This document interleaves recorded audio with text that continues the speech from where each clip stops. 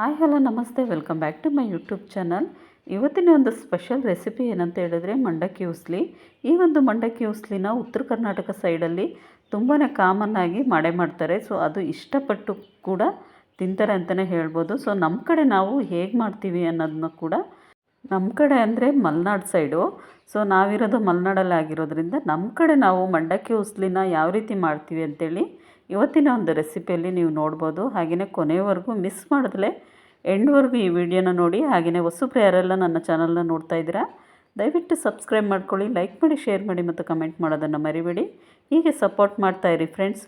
Okay, start ಮಾಡೋಣ ಬನ್ನಿ. ಇವಾಗ ಮಂಡಕ್ಕಿನ ನಾನು ಒಂದು 2.5 ಲೀಟ್ರ್ ಆಗೋವಷ್ಟು ಮಂಡಕ್ಕಿನ ತೊಗೊಂಡಿದ್ದೀನಿ. ಇದನ್ನು ಚೆನ್ನಾಗಿ ಒಂದು 3-4 ಸರಿ ತೊಳೆದ್ಬಿಟ್ಟು ನೀರನ್ನೆಲ್ಲ ಹಿಂಡಿಬಿಟ್ಟು ತೆಗೆದು ಇಟ್ಕೋಬೇಕು. ಸೊ ನೆಕ್ಸ್ಟು ಈ ಕಡೆ ಬಂದರೆ ನಾನು ಏನೇನು ಬೇಕು ಒಗ್ಗರಣೆಗೆ ಅಂತೇಳಿ ನೋಡೋದಾದರೆ, ಇವಾಗ ನೋಡಿ, ಒಂದು ದೊಡ್ಡ ಸೈಜ್ ಆಗಿರೋಂತಹ ಈರುಳ್ಳಿನ ಕಟ್ ಮಾಡಿಟ್ಟಿದ್ದೀನಿ. ಹಾಗೆಯೇ ಟೊಮೊಟೊನೂ ಕೂಡ ಒಂದು ಕಟ್ ಮಾಡಿ ಇಟ್ಟಿರೋವಂಥದ್ದು, ಮತ್ತು ಕೊತ್ತಂಬರಿ ಸೊಪ್ಪು ಚಿಕ್ಕದಾಗಿ ಹೆಚ್ಚಿಟ್ಕೊಂಡಿರಬೇಕು. ಹಾಗೆಯೇ ಒಂದು 4 ಹಸಿಮೆಣಸಿಕಾಯಿನ ಉದ್ದವಾಗಿ ಹೆಚ್ಚಿಟ್ಟಿರೋ ಅಂಥದ್ದು. ಸೊ ಮತ್ತು ಕಾಯಿ ತುರಿ ಬೇಕಾಗುತ್ತೆ. ಹಾಗೆ ಕರಿಬೇವು ಮತ್ತು ಕಡಲೆಬೇಳೆ ಮತ್ತು ಶೇಂಗಾ ಒಗ್ಗರಣೆಗೆ. ಇವಾಗ ಸಾಸಿವೆ ಮತ್ತು ಜೀರಿಗೆ ಮತ್ತು ಉಪ್ಪು, ಅರಿಶಿನ ಇದಿಷ್ಟು ಬೇಕಾಗುತ್ತೆ. ಈಗ ಒಂದು ದೊಡ್ಡ ಸೈಜಲ್ಲಿರೋಂತಹ ಒಂದು ಬಾಣಲಿನ ನಾನು ಕಾಯಲಿಕ್ಕೆ ಇಟ್ಟಿದ್ದೀನಿ. ಅದಕ್ಕೆ ಕುಕ್ಕಿಂಗ್ ಆಯಿಲ್ ಎಷ್ಟು ಬೇಕಷ್ಟು ನೋಡಿಕೊಂಡು ಒಗ್ಗರಣೆಗೆ ಹಾಕ್ಕೊಳ್ಳಿ. ಸೊ ಇದು ಆಯಿಲ್ ತುಂಬ ಚೆನ್ನಾಗಿ ಕಾಯಬೇಕು. ಕಾದ ನಂತರ ಇದಕ್ಕೆ ಸಾಸಿವೆ ಮತ್ತು ಜೀರಿಗೆ ಹಾಗೂ ಕರಿಬೇವನ್ನ ಹಾಕಬೇಕು. ನಂತರ ಇದಕ್ಕೆ ನಾನು ಶೇಂಗಾನೂ ಕೂಡ ಹಾಕ್ತಾಯಿದ್ದೀನಿ. ಶೇಂಗಾ ಸ್ವಲ್ಪ ಫ್ರೈ ಆಗಲಿ. ಸೊ ಇದು ಸ್ವಲ್ಪ ಗರಿ ಗರಿ ಇದ್ರೇ ಚೆನ್ನಾಗಿರುತ್ತೆ. ಸೊ ಇದು ಫ್ರೈ ಆಗೋ ತನಕ ಸ್ವಲ್ಪ ವೆಯ್ಟ್ ಮಾಡಿ. ಸೊ ಅದಾದಮೇಲೆ ನಾನು ಇದಕ್ಕೆ ಕಡಲೆಬೇಳೆನ ಹಾಕಿ, ಆಮೇಲೆ ಹೆಚ್ಚಿಟ್ಟಿರೋಂತಹ ಹಸಿಮೆಣ್ಸಿಕಾಯನ್ನು ಕೂಡ ಹಾಕಿಬಿಟ್ಟು ನೆಕ್ಸ್ಟು ಈರುಳ್ಳಿನ ಕೂಡ ಹಾಕಿ, ಇದಿಷ್ಟು ಹಾಕಿದ ಮೇಲೆ ಸ್ವಲ್ಪ ಟೈಮ್ ಇದನ್ನು ಆಯಿಲಲ್ಲೇ ಫ್ರೈ ಮಾಡಿ.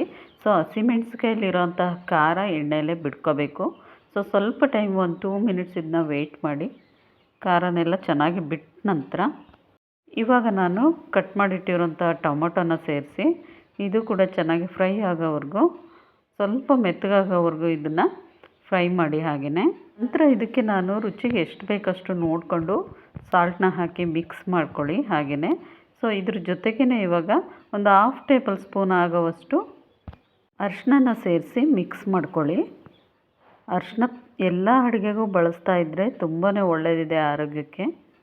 ಈ ಕಡೆ ನಾನು ಮಂಡಕ್ಕಿನ ನೀಟಾಗಿ ತೊಳೆದ್ಬಿಟ್ಟು ನೀರಲ್ಲಿ ನೆನೆಸಿ ಹಿಂಡಿ ತೆಗೆದಿಟ್ಟಿರೋ ಅಂಥದ್ದನ್ನ ಸೊ ಇವಾಗ ಒಗ್ಗರಣೆಗೆ ನಾನು ಸೇರಿಸ್ತಾ ಇದ್ದೀನಿ. ಇದನ್ನೆಲ್ಲನೂ ಸೇರಿಸಿ ಚೆನ್ನಾಗಿ ಮಿಕ್ಸ್ ಮಾಡ್ಕೊಳ್ಳಿ. ಒಗ್ಗರಣೆ ಮತ್ತು ಮಂಡಕ್ಕಿನ ಎಲ್ಲದನ್ನೂ ನೀಟಾಗಿ ಮಿಕ್ಸ್ ಮಾಡ್ಕೊಳ್ಳಿ.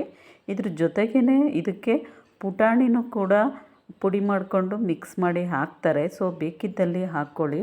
ಸೊ ಕಡಲೆ ಪುಡಿ ಅಂತ ಹೇಳ್ತಾರಲ್ವ, ಅದನ್ನು ಕೂಡ ಗ್ರೈಂಡ್ ಮಾಡಿ ಸ್ವಲ್ಪ ತರಿಯಾಗಿ ರುಬ್ಬಿಟ್ಟು ಈ ಟೈಮಲ್ಲಿ ಅದ್ರ ಜೊತೆಗೇ ಹಾಕಿ ಮಿಕ್ಸ್ ಮಾಡಿಕೊಂಡ್ರೆ ಅದು ಕೂಡ ತುಂಬಾ ಚೆನ್ನಾಗಿರುತ್ತೆ. ನೆಕ್ಸ್ಟ್ ಇವಾಗ ಇದೆಲ್ಲ ಆದಮೇಲೆ ಇವಾಗ ಕಾಯಿ ತುರಿನ ನಾನು ಸೇರಿಸ್ತಾ ಇದ್ದೀನಿ. ಸೊ ಕಾಯಿ ತುರಿನ ಸೇರಿಸ್ಬಿಟ್ಟು ಚೆನ್ನಾಗಿ ಮಿಕ್ಸ್ ಮಾಡ್ಕೊಳ್ಳಿ ಇದನ್ನು ಕೂಡ.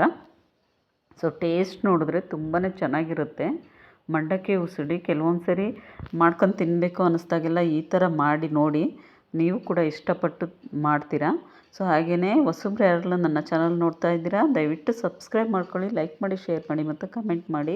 ಸೊ ಲಾಸ್ಟಿಗೆ ಫೈನಲಾಗಿ ನಾನು ಕಟ್ ಮಾಡಿಟ್ಟಿರೋಂಥ ಕೊತ್ತಂಬರಿ ಸೊಪ್ಪನ್ನ ಹಾಕಿಬಿಟ್ಟು ನೀಟಾಗಿ ಮಿಕ್ಸ್ ಮಾಡಿದ್ರೆ ಸೊ ಫೈನಲಾಗಿ ರೆಡಿ ಆಯಿತು. ಸೊ ಮಂಡಕ್ಕಿ ಉಸ್ಲಿ. ಯಾರಿಗೆಲ್ಲ ಈ ವಿಡಿಯೋ ಇಷ್ಟ ಆಗಿದ್ದರೆ ದಯವಿಟ್ಟು ಸಬ್ಸ್ಕ್ರೈಬ್ ಮಾಡ್ಕೊಳ್ಳಿ. ನೆಕ್ಸ್ಟ್ ವ್ಲಾಗಲ್ಲಿ ಮತ್ತೆ ನಾನು ಖಂಡಿತ ಸಿಗ್ತೀನಿ. ಬಾಯ್.